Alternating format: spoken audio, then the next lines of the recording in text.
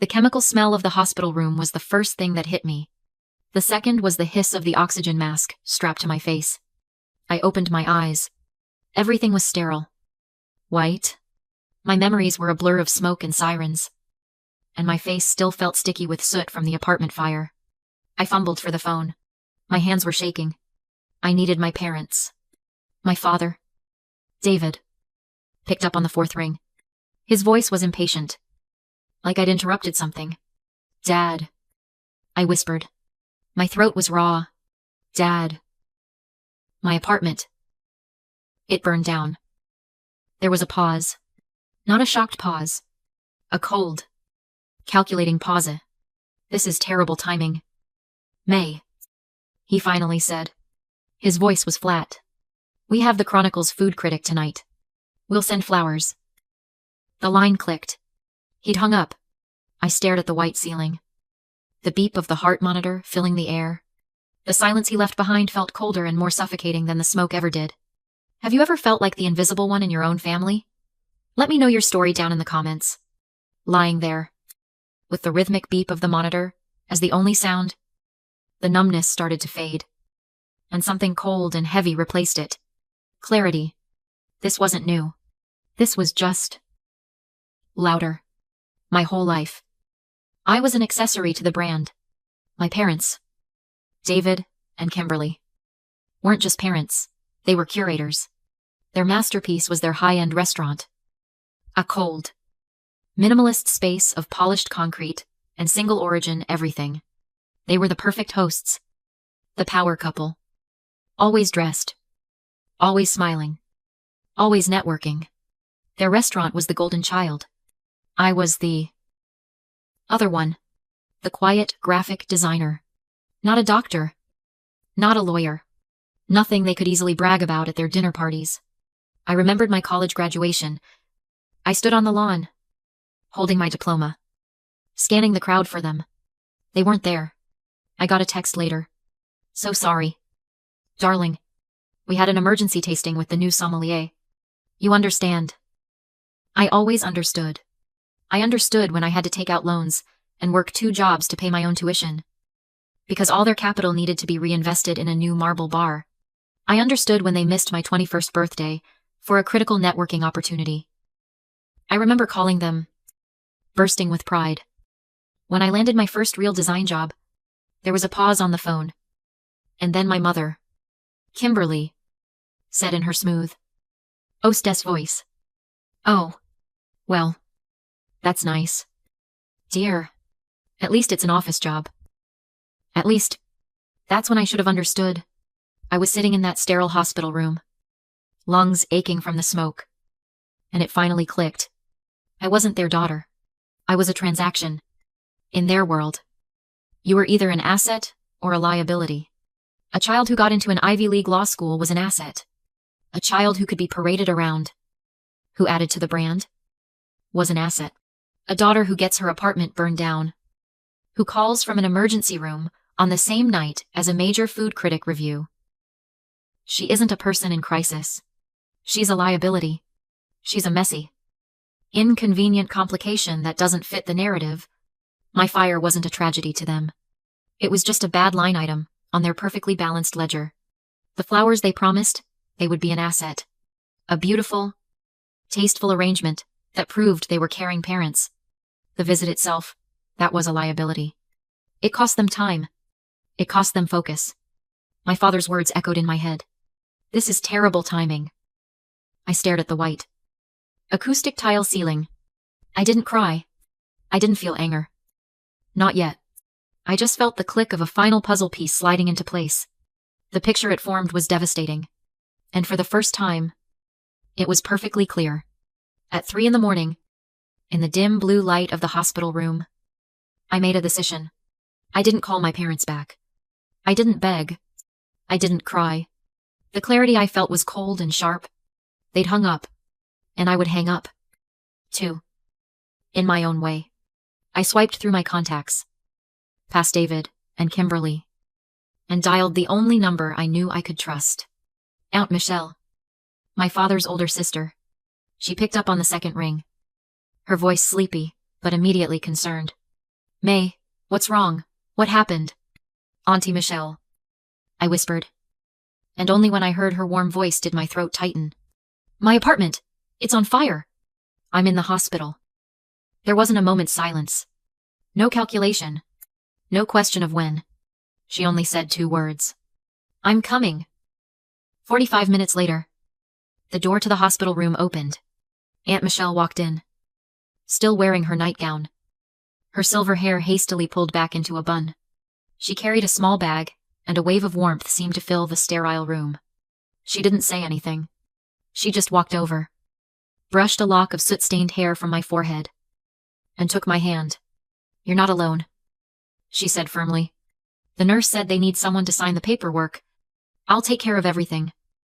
When Aunt Michelle turned away to talk to the nurse, I closed my eyes. For the first time in hours, I felt like I could breathe, even though my lungs still hurt. 2 days later, Aunt Michelle drove me out of the hospital. We didn't go to my parents' restaurant. We drove to the suburbs, to her cozy little house. Entering Aunt Michelle's house was like entering a completely different world. My parents' restaurant was polished concrete, stainless steel, and cold silence. Aunt Michelle's house was a mess of life. Stacks of books towered in every corner.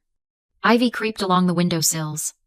The air smelled of old paper, sundust, and herbal tea.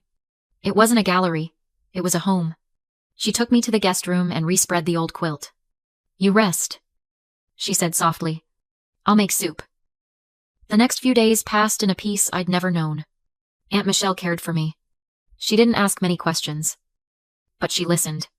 She brought me tea and soup, sat with me as I just stared out into the garden.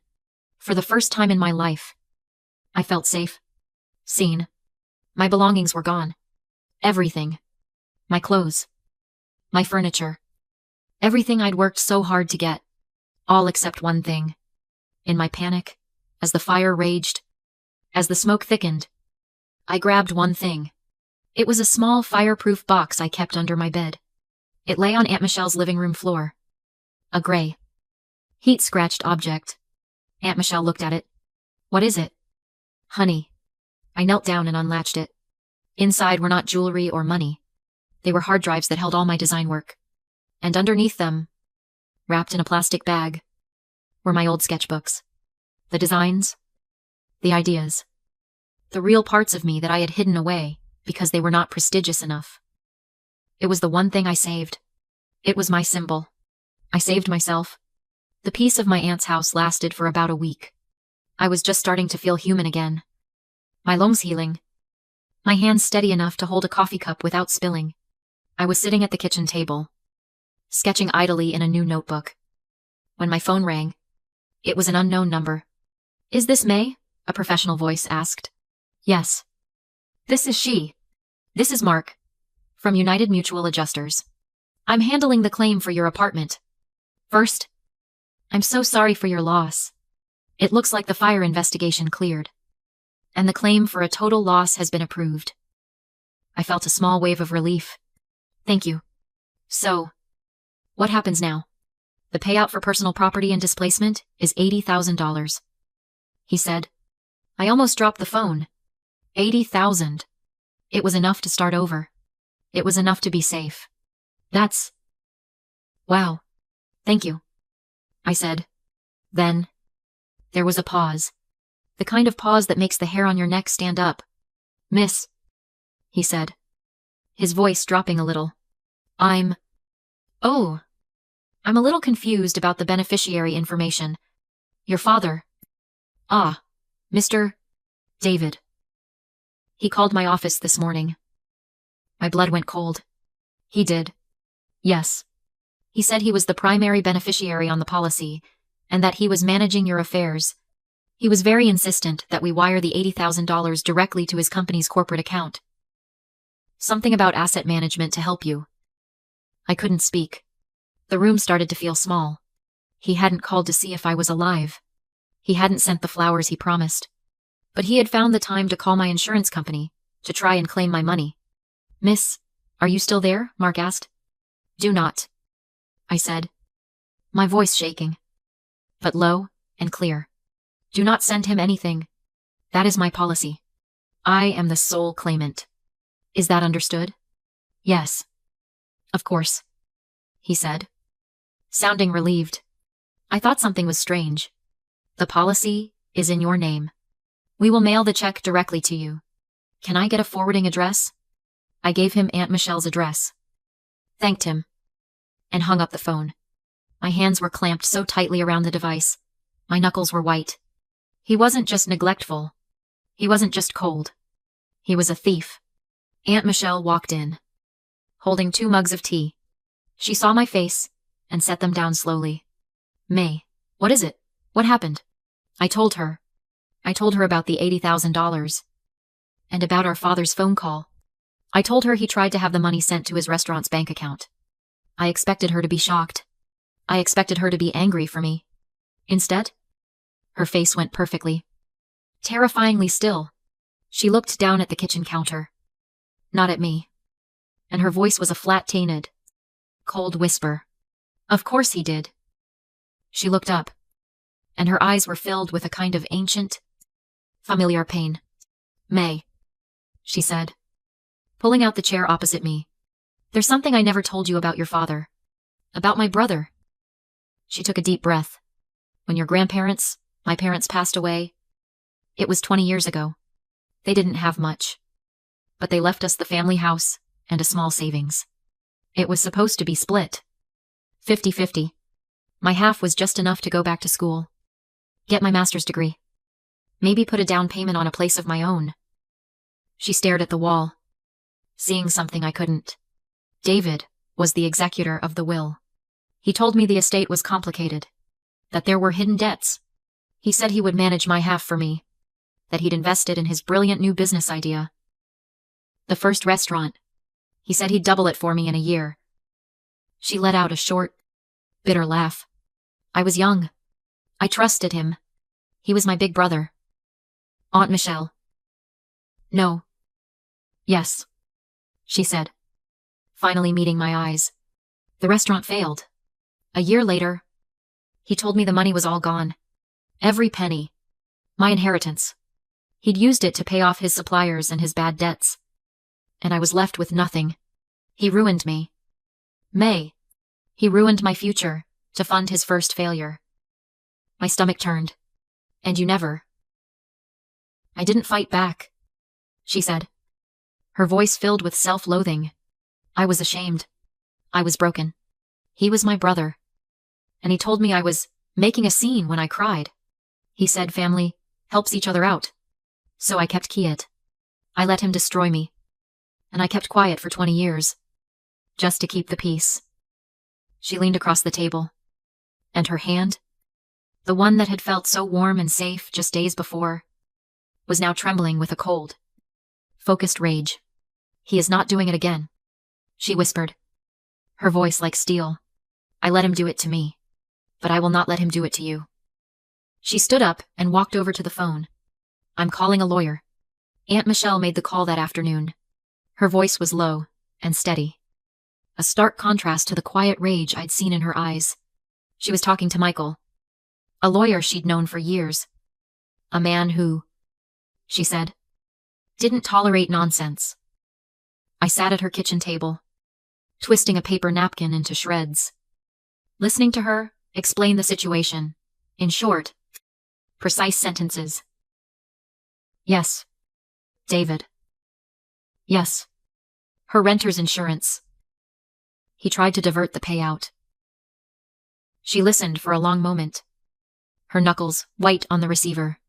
Then she said, Michael, can you look into it?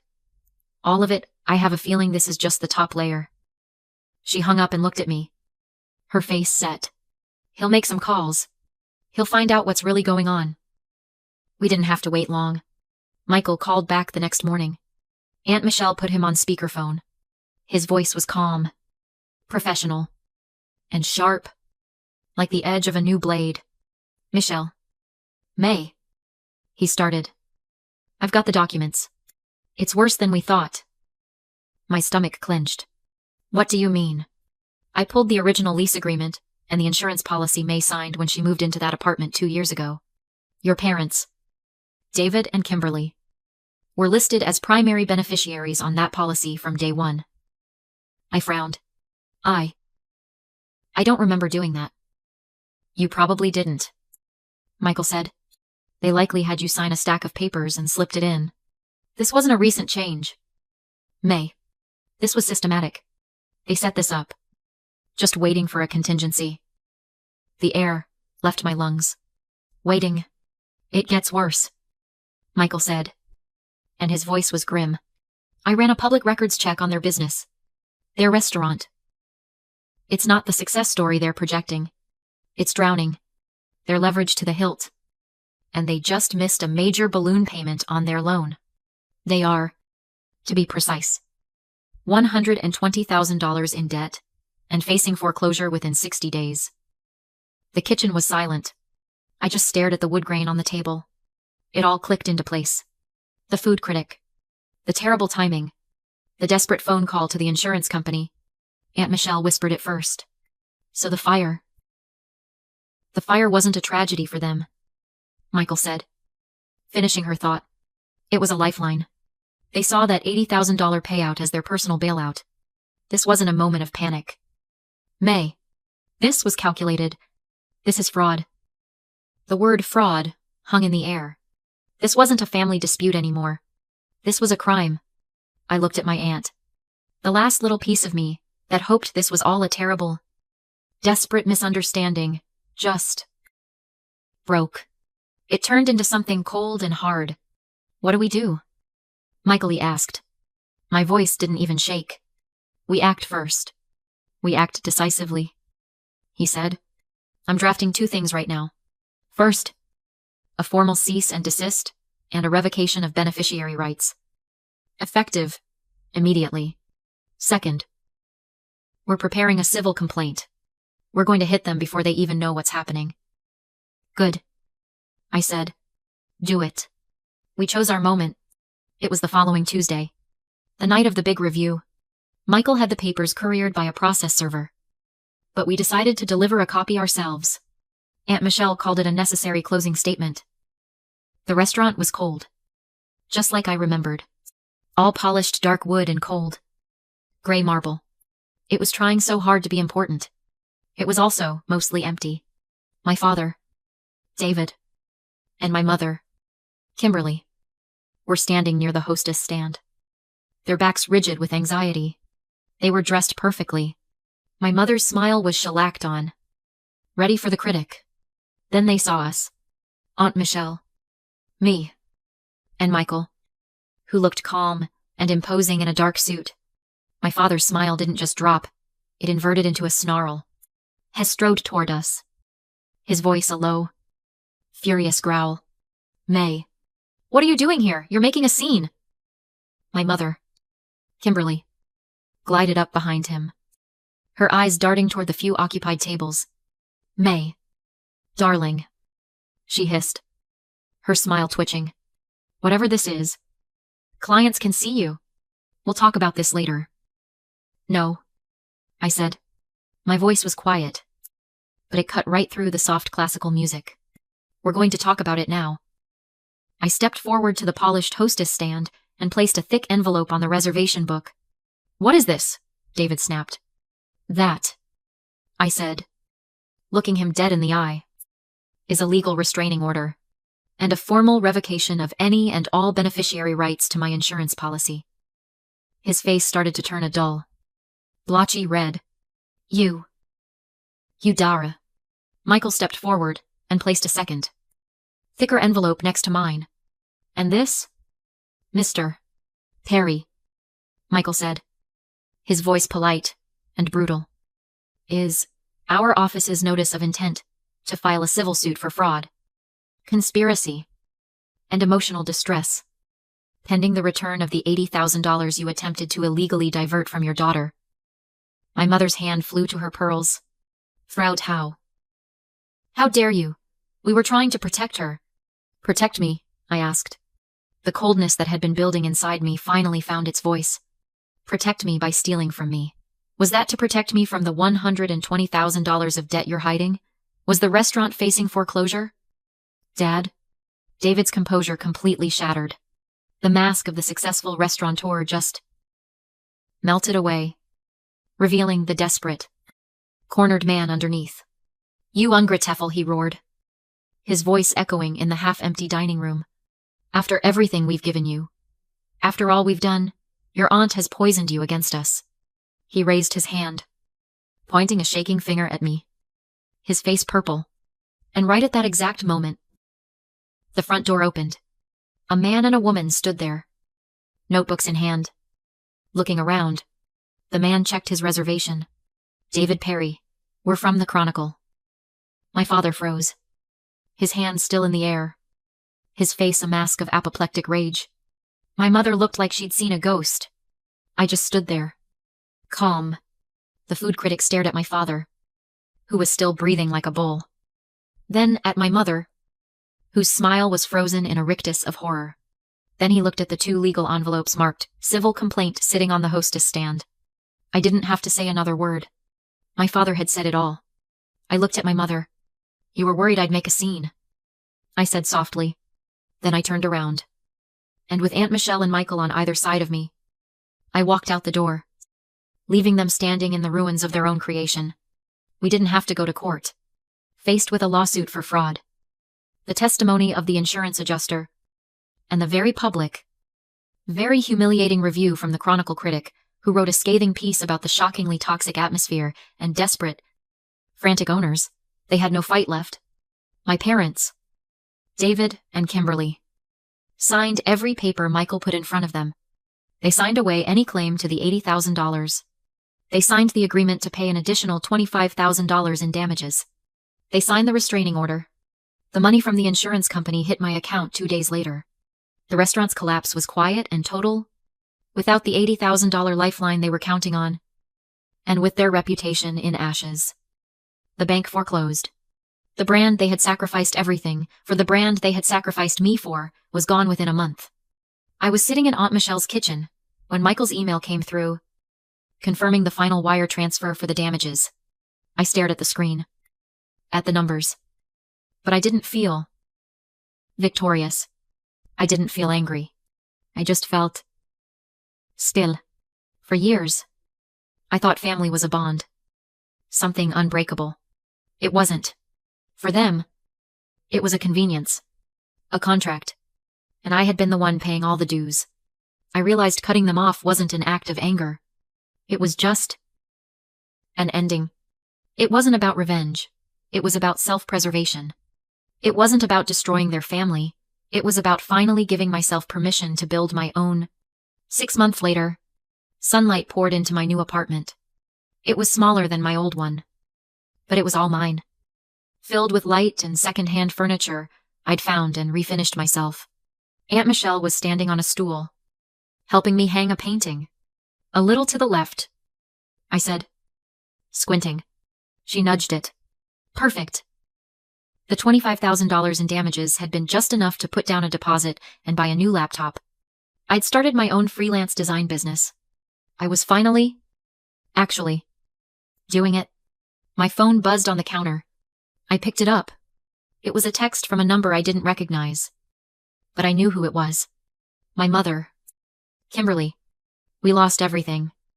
It read, "The house, the business. Your father is a broken man. Don't you feel guilty?"